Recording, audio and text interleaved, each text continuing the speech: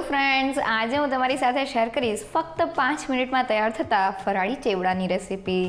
તો આ ચેવડા માટે આપણે ઘરેલું રીતથી નાયલોન સાબુદાણા તૈયાર કરશું, જેને તમે બનાવીને 1 વર્ષ સુધી સ્ટોર કરી શકો છો. અને તૈયાર થયેલા નાયલોન સાબુદાણા તળતી વખતે એકદમ ફૂલેલા અને ખાવામાં સોફ્ટ બનશે. તો એકદમ નવી રીતે બનતા નાયલોન સાબુદાણા અને સાથે ચેવડો બનાવવાનું શરૂ કરીએ.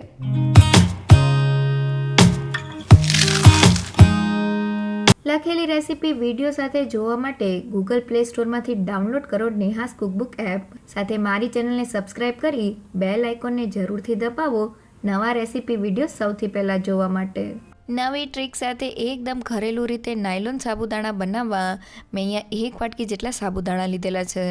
તો ગ્રામ્સમાં માપવાની ઝંઝટ વગર ઘરમાં રહેલી આ રીતની કોઈ પણ એક વાટકીના માપથી તમારે 1 વાટકી જેટલા સાબુદાણા લેવાના છે. તો હવે તેમાં પાણી એડ કરીને સાબુદાણાને સારી રીતે ધોઈ લઈએ. તો અહીં આપણે સાબુદાણાને ત્યાં સુધી ધોવાના છે જ્યાં સુધી આ રીતનું સફેદ પાણી ક્લિયર ન થઈ જાય, કારણ કે તેમાં સ્ટાર્ચ રહેલો હોય છે. અને હવે ધોવાયેલા સાબુદાણાનું બધું જ પાણી કાઢી લઈએ. અને જે વાટકીથી આપણે સાબુદાણા લીધેલા હતા તે વાટકીના માપ પ્રમાણે ફક્ત અડધી વાટકી જેટલું પાણી સાબુદાણામાં એડ કરી દઈએ. તો આપણે સાબુદાણાને પલાળતી વખતે વધુ પડતું પાણી એડ નથી કરવાનું. તો તમે જોઈ શકો છો કે પાણીમાં આપણા સાબુદાણા સારી રીતે ડીપ થઈ ગયા છે. તો તેને ઢાંકીને 4 થી 5 કલાક માટે પલાળી દઈએ. તો લગભગ 5 કલાક જેવું થઈ ગયું છે અને સાબુદાણાને જોઈએ તો સાબુદાણા એકદમ સારી રીતે ફૂલી ગયા છે. ચમચીની મદદથી તેને ઉપર નીચે કરીએ તો તે પાણીને એબ્ઝોર્બ કરીને ડ્રાય તૈયાર થયા છે. અને હાથેથી સાબુદાણાનો દાણો દબાવીએ તો તે સારી રીતે મેશ થઈ જાય છે. જો આ સમયે તમને સાબુદાણાનો દાણો થોડો પણ કડક લાગતો હોય તો તેમાં થોડું પાણી એડ કરીને ફરી પાછું તેને થોડી વાર માટે પલાળી દેજો, જેથી તે સોફ્ટ થઈ જાય. તો હવે સાબુદાણા સાથે નાયલોન સાબુદાણા માટે આપણે મિક્સર બનાવવાનું છે.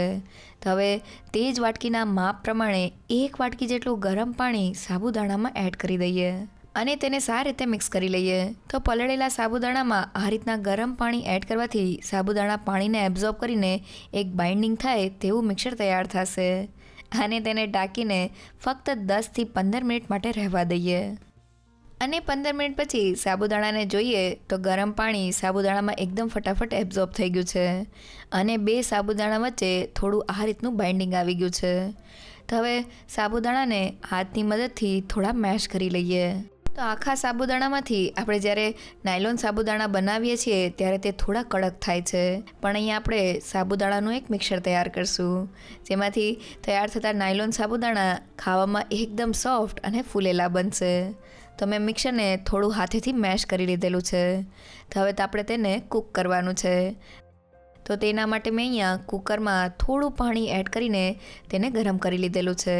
તો સેન્ટરમાં રાખેલા કાંઠા ઉપર આ રીતનું કોઈ પણ એક વાસણ રાખી દઈએ અને હવે તેમાં સાબુદાણાના મિક્સરને એડ કરી દઈએ. તો અહીં આપણે સાબુદાણાને ડાયરેક્ટ કૂકરના તળિયે નથી બાફવાના, નહીં તો તે ચોટી જશે. તેને આ રીતના કોઈ પણ એક વાસણમાં વરાળે જ કૂક કરવાના છે. હવે તેમાં સ્વાદ પ્રમાણે મીઠું. તો સાબુદાણાને આપણે વ્રતમાં ખાવા હોય એટલે મેં સિંધાણા મીઠાનો ઉપયોગ કરેલો છે. અને હવે વાટકીના માપથી 1 વાટકી જેટલું પાણી સાબુદાણાને બાફવા માટે એડ કરી દઈએ. અહીં આપણે બાફતી વખતે વધુ પડતું પાણી એડ નથી કરવાનું. જો આપણે આ રીતના વાટકીથી પાણી એડ કરશું તો એકદમ પરફેક્ટ મિક્સર બનશે. તો હવે તેની ઉપર આ રીતની કોઈ પણ એક ડીશને ઢાંકી દઈએ, જેથી પ્રેશર કુકરનું પાણી સાબુદાણામાં એડ ન થાય. અને હવે ઢાંકણ બંધ કરીને હાઈ ગેસની ફ્લેમ પર ફક્ત 1 વિસલ કરી લઈએ.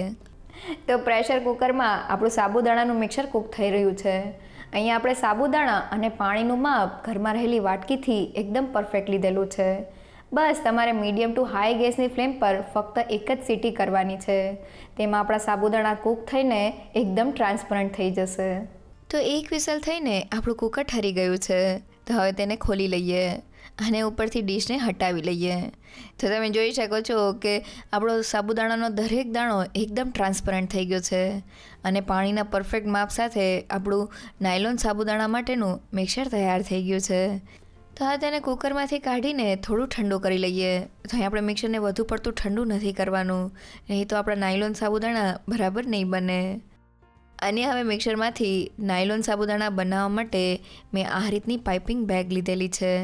તેને આ રીતના ગ્લાસમાં રાખીને ખોલી લઈએ અહીંયા જો ઘરમાં તમારી પાસે આ રીતની પાઇપિંગ બેગ ના હોય તો તમે આ રીતની દૂધની કોથળી સાથે પણ નાયલોન સાબુદાણા બનાવી શકો છો. અને હવે પાઇપિંગ બેગમાં મિક્સરને ભરી લઈએ. તો આપણું મિક્સર હાથ અડાડી શકાય તેટલું ઠંડુ થઈ ગયું છે. તો મેં મિક્સરને સારી રીતે ભરી લીધેલું છે.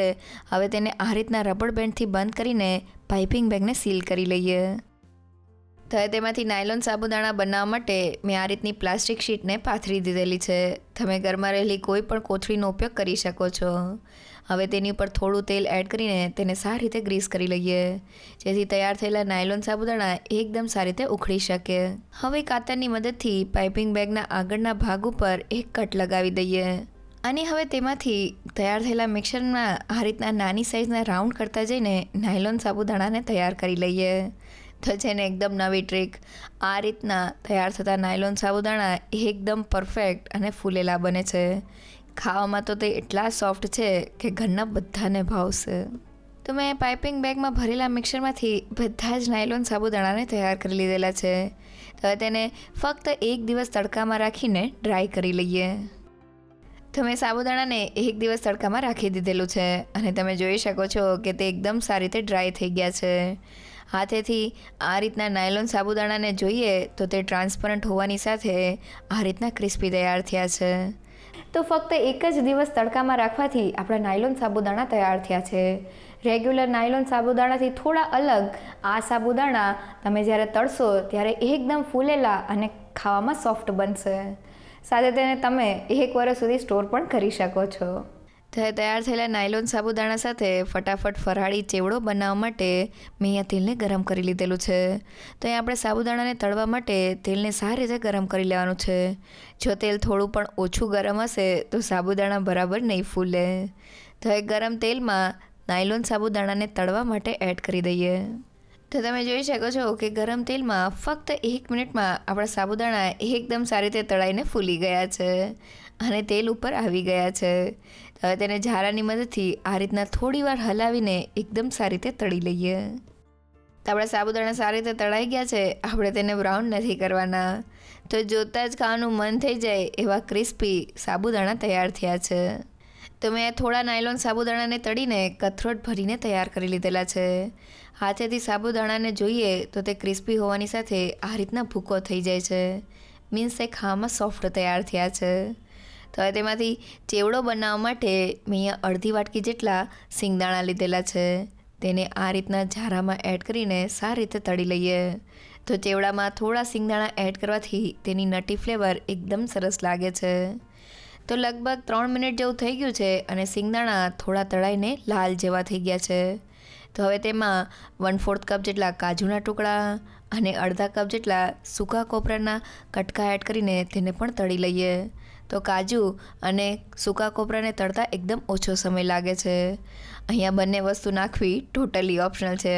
તમે સિંગદાણા સાથે પણ ચેવડો બનાવી શકો છો. તો ફક્ત 1 મિનિટમાં જ આપણા સાબુદાણા અને કોપરાના ટુકડા તળાઈ ગયા છે. તો હવે તેને ચેવડામાં એડ કરી દઈએ. સાથે ચેવડામાં તીખાશ આપવા માટે મેં અહીંયા 3 થી 4 નંગ જેટલા તીખા લીલા મરચાંના ટુકડા કરી લીધેલા છે. તેને આ રીતના ચાયણામાં એડ કરી દઈએ અને મરચાંને સારી રીતે ક્રિસ્પી કરી લઈએ. તો મરચાં થોડા તળાઈને ક્રિસ્પી થઈ ગયા છે. તો હવે તેમાં થોડા લીમડાના પાન એડ કરીને તેને પણ ક્રિસ્પી કરી લઈએ. અને હવે બંને વસ્તુને ચેવડામાં એડ કરી દઈએ. અને આ સિવાય ચેવડામાં મસાલામાં સ્વાદ પ્રમાણે સિંધાણું મીઠું અને 2 મોટી ચમચી દળેલી ખાંડ એડ કરીને બધી જ વસ્તુને મિક્સ કરી લઈએ. તો બધી વસ્તુ એકદમ સારી રીતે મિક્સ થઈને આપણો મિનિટોમાં અને એકદમ ઓછા ખર્ચામાં ફરાળી ચેવડો તૈયાર થઈ ગયો છે. એકવાર જરૂરથી ટ્રાય કરજો, બધાને બહુ જ ભાવશે. તો એકદમ નવી ટ્રીક અને ઘરેલું સ્ટાઇલથી એકવાર બનાવીને 1 વર્ષ સુધી સ્ટોર કરી શકાય તેવા નાયલોન સાબુદાણા અને તેની સાથે ચટપટો ચેવડો ઘરે બનાવવા લખેલી રેસીપી જોતી હોય તો મેં વેબસાઇટની લિંક ડિસ્ક્રિપ્શન બોક્સમાં આપેલી છે. જો તમને મારી આજની રેસીપી ગમી હોય તો મને કમેન્ટ સેક્શનમાં જરૂરથી કહેજો. સાથે મારા વિડીયોને લાઇક અને ફ્રેન્ડ્સમાં શેર કરજો અને મારી ચેનલને સબસ્ક્રાઈબ કરવાનું ના ભૂલશો. તો ફરી મળીએ એક નવી રેસીપી સાથે.